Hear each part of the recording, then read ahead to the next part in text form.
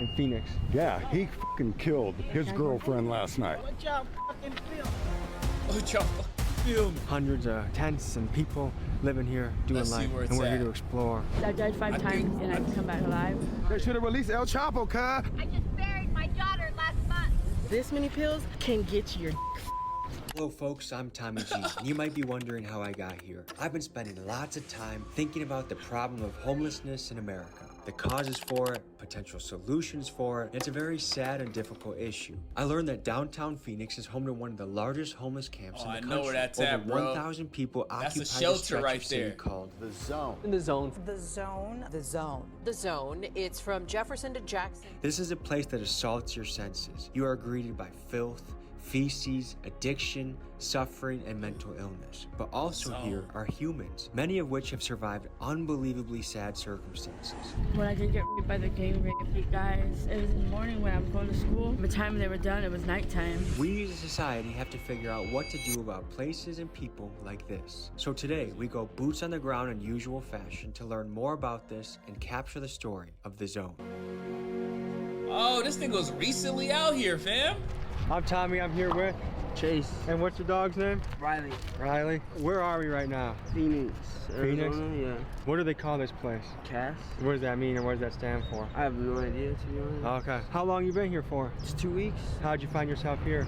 It's like a free place to set up a tent and like be able to sleep and stuff without getting in trouble, like outside, you know? Of all places you could have been, how'd you find this? Oh, I just like walked upon it. What do you do in your day-to-day I life? just walked Look up. for work, play with my dog. Is it dangerous at all here? Oh yeah. I personally don't go walk around over there. The insane motherfucker sitting over on the corner killed his girlfriend last night. 1 week ago, they found a girl and that motherfucker burned up in that motherfucker. Nigga, what? Suspects after a burned body is found inside of a dumpster near downtown Phoenix in the homeless encampment called The Zone. Okay, we're gonna get checked. Probably gonna tell you to turn that shit off for sure. What life events happened for you to get here? My girlfriend broke up with me, and then times were hard between me and my family. My mom passed away, you know, and so I started getting into drugs. I'm not gonna lie, you know what I mean? I'm no longer continuing using those drugs. I'm trying to get better, you know, because I just got out of jail like 2 months ago, you know. So these last 2 months, I've been trying real hard to get my life back on track. Do you have anyone here that you'd want to introduce us to? Yeah, let me grab them real quick, right? I'm Tommy. Nice to meet Tommy, you. I'm Dennis. Describe yourself in 3 words. Versatile, perseverant, curious. That's probably one of my primary ones too. Is life here, would you say, is it risky? Is it dangerous at all? Honestly, it's to the extent that you make it so. Do you carry anything, weapons with you or anything like that? You don't need to carry like a gun per se, but it's Like still best to carry like a shank or like, you know, something to beat someone with. If you mind your own business and try to do the right thing, you're really not going to encounter any danger. Appreciate you guys, Yeah, okay? thank you. Thank you. What's life like here? It's different. Bro, Who's your friend over there? that's Chica. Chica? What do you got on your chest there with the tag? Oh, it's a badge. Is that where you can like get access to resources and stuff like that? Yeah, we moved down here from Illinois. Oh yeah? Whereabouts in Yeah. Illinois? Carbondale. Carbondale? Yeah. That's a friendly one? Yeah. Look at her tongue. So what led you guys to being here? Got robbed twice and got kicked out of our apartment. What percent of people here would you say do some sort of drug? Everyone. What's the most common drug? Fentanyl. Damn, that's really creeped into this country, huh? Yeah. How would you guys say your childhood was? Mine was okay. Mine wasn't very good. What made it not so good? Did you ever find a way to escape that situation? I ran away from home when I was 11. You ran away from home when you were 11? Never went back. Did you have any siblings? Did your dad try and touch them too? It wasn't my dad, it was my brother. Your brother? Did he ever get held accountable for what he did to you? Done it to his own kids. You were 5 when this happened? Yeah. How old was he? He was 11 years old and he was 15. Well, thank you. Thank you for letting us hear your story. That's some wild shit. That's weird. How are you doing today? Doing pretty good. I'm here on SSDI, Social Security income. I'm getting it now because I can't be working right now, so I'm not a burden on the government or nothing. But I will be receiving welfare once the payout ends from what I worked into it. How are you survive out here? Right now I go into Cass, get what I need, like clothing on emergency clothing, showers, food, breakfast and lunch. I stay here right now. I got that with a friend. I'm a prodigy of some sort because I got established with my college degrees at a very young age. How old were you when you got your college degrees? I was 5. You were 5 years old? Really? Yeah. Wow. Minor in a few departments. And what did you do with that? And I got into the military at 8, to be like thought of to be enlisted, but I was enlisted enough to be a participant. I was a higher level of a dependent. What'd you do in the military? I was cook. What'd you do after you were a cook? I was a preschool teacher. How old were you then? I was 23. Okay. All right, well, thank you for sharing your story. And thank you for hearing me out. What are you guys doing? We're just getting people's stories and talking to folks.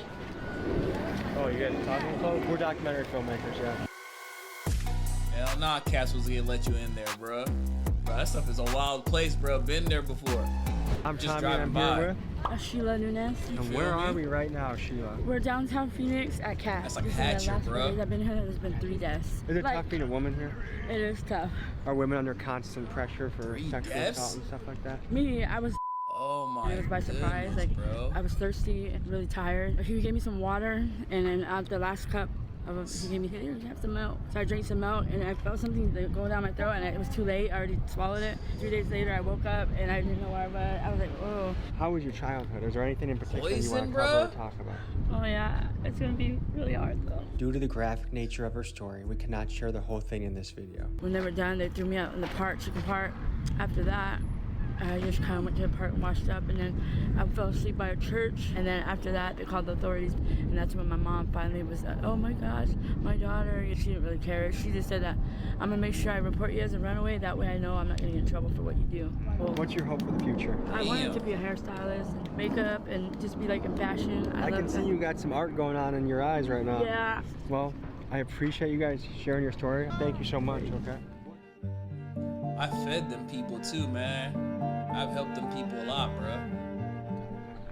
Just to give you a little idea of what's going on, like there's people passed out everywhere, there's people shouting. You definitely have to keep checking who's behind you. Imagine raising your family at that house. That's nuts. What y'all fucking filming? God damn. Real estate, so people can Real get hot. estate. Tell me what this area is like. Is this sketchy? People that can't afford to live life, you feel me? And that's why they're out here, you feel me, in tents. They're out here, they're just trying to find somewhere to be, you feel me? What would you do if you were mayor about this place? I would get rid of all this. I would give these people somewhere to go, you feel me? I know they can, you feel me? Because this little shelter place is not it. I don't even know why they even got this out here. That's why Phoenix is getting worse and worse. Fuck El Chapo, you feel me? Why do you say El Chapo? Because they should have released him though. He told them, y'all don't release me, I'm gonna release the blue-eyed demon upon the world. They should have released El Chapo, cuz. Release El Chapo. Yeah. Buried my daughter last month. What's going on? What's on your mind right now? Somebody to do something about this. These people need help. They're human beings. We're not pieces of crap. I worked my entire life in this state. I'm from here. I was born here. I'm a retired nurse. These people need help out here, not for people to spit on them and not give a damn about them. Do you know anyone that can show us what it looks like? What a blue looks like? Yeah. No, because ain't no one going to be brave enough. Oh, there you go. So that's bad. Yeah. So that's enough to overdose on? If you take it like that. So how do people consume that? Smoke it in aluminum foil. How much do they need to get high? One hit. How much so does let that me cost? explain It costs up to $30. That one pill is $30. Sometimes. And how long does that last somebody? 5 minutes. Okay, my daughter was a methamphetamine user for the last 10, 15 years. At Christmas, she told me that she wasn't getting high anymore off of the meth, so she switched to crack cocaine. She got some bad shit. So on a Friday, she overdosed, and that crack cocaine was laced with fentanyl. Because people don't usually die from crack cocaine. Right. She was taken to a hospital on Friday night. They discharged her the next day. She died Sunday morning. I met this gal 3 days ago. I said, I'm willing, because I get my Social Security on the 3rd. I get it every month. I said, I'm willing to get you off the street, get rid of your drugs, get rid of all this bullshit. I said, if you marry me, in 10 years, you'll be my beneficiary and you can have all my Social Security every single month, besides what you make working. Did she say yes? She got murdered last night. What? Right here. Right Someone there. got murdered right here. She got murdered last night, man. And so I've been dealing with this bullshit all fucking day long. She was here helping set up the house yesterday. She is 25 years old. I thought she was 32. She lied to me. But I found out through counseling today how old she was because she'd been over there before. What was your childhood like? Horrible. Yeah. What made it horrible? My mom was abusive. My uncle, my family was abusive. How old were you when your uncle did that? I was 5 years old, but I kept it a secret till I was 23. I've heard that from a few people now. At a young age by a family member. How common do you think that is around here? It's really common. People can sit here and give you this sob story. They put themselves in a situation because this is what they want to do. If you don't want to do it, don't do it. You don't want to be homeless, go get help. So there's a lot of people that are blaming the government, saying there's not enough resources. Do you think that's bullshit? That's bullshit. You think everyone's here because they're personal choices? Yeah? So if you were mayor, what would you do? I would offer counseling for those who have suffered with grief. A lot of the homelessness has to do with grief. Yeah. And none of it has to do with drugs. A lot of it has to do with grief. Because drugs mask the grief. Exactly. That all is for 20 bucks. Yeah, I have a hookup. Where's your setup? My setup's right there. Oh, next door. Yeah, it's rich. She proud of Don't it. camcorder my ass because it's really big. This is normal people live. Play it safe. Wow. My condom collection. When you're homeless and you're out here, just take care of your shit. Don't get into trouble. If you do drugs, do them at home. She young, Good fam. setup. You still want us to come by? Oh yeah. Yeah, so this is where I sleep at mostly. It's really an extra space for people that might need it, like coming through or just need a spot for the night. You welcome anybody or what? Yeah. Have you ever said no to a guest? No. Well, give us the grand tour, dude. So just to be clear, so this tent is the special. No, it ain't really designated for that. It's really for whatever. But it can seat for it, but it's more private. Okay. The rest of it is just pretty much self-explanatory. How long have you been here, ma'am? 8 months, I think. Okay. What do you think of this place? It sucks. I have to say, they do give us a place to stay. There's a lot of resources around here if you take them. There's a lot of resources. They'll do anything for you. All you got to do is go out there and get it. What brought you here? Getting evicted from my apartment. Okay, there's a guy trying to. Better leave, man. That's the dude. You know, I already told you. Oh shit! You ain't even told these guys? What's going on? He fucking killed his girlfriend last night. What? Nobody knows it but fucking me. Hey, we're gonna get out of here so this guy doesn't fucking. Willow Creek. Willow Creek. So when you're dealing with very mentally ill folks like this, shit can get really dangerous really fast. The insane motherfucker sitting over on the corner killed his girlfriend last night. When I come back from Fry's last night, walking at 3 o'clock in the morning, her body was laying across the street. It was all fucking ribboned off. Her body was fucking chalked out and shit. If the cops don't come and get him off the street tonight, I'm gonna kill the motherfucker. So we're gonna get out of here, but I wish you the best. Imagine How would you get out of here? But wish you the that you're best. paying rent for. Endless amounts of people are streaming up and down the street on fentanyl, on crack. I was curious to know how this was affecting business owners in the area. So we stopped in a little sandwich shop and spoke with the owner, Joe, to hear his perspective. Man, bruh. You gotta move business, bruh. And that place is growing, though. Every damn day. From the New York Times. We were just in the newspaper. A homeless camp crisis at a sandwich shop's door. How have you seen the area change? Has it always been like this? No. What has it been like witnessing the change? Well, you know, some people are afraid to come in. Yeah. I can't imagine opening up shop here, investing all I have into a business, and then it gets taken over by... Right. Well, we never had a fence around before, because I've been here for 20-some years, and we never had a fence before.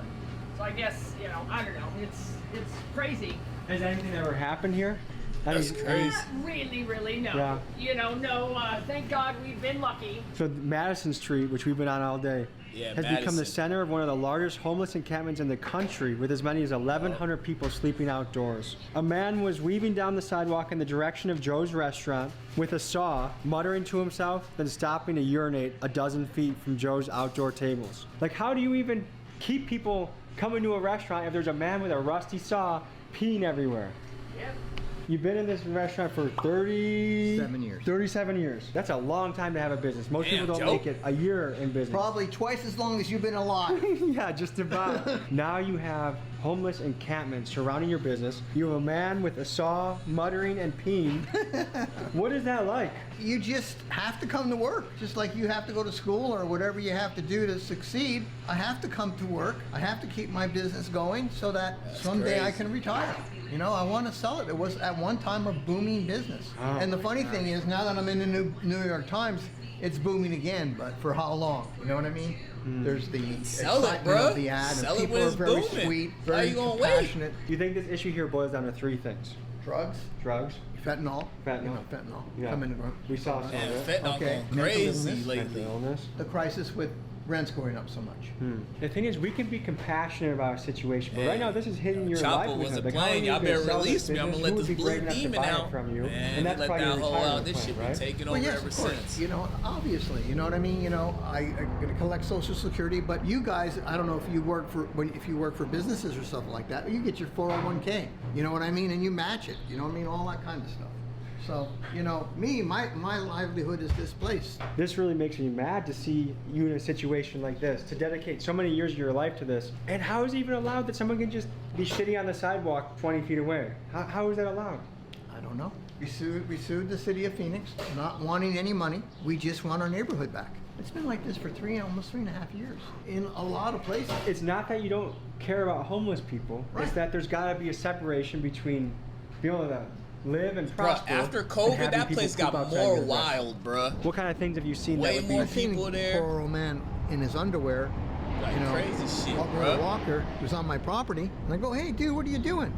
And he goes, says, "You need to get off." He started to get off, and I came back into my restaurant. I said, "What if he needs help?" You know what I mean? I'm so used to this craziness. So he came back out, and he's walking down the fence line, and I go, "Do you need help?" He goes, "Yes." So I went and called 911, and they came and they took him away.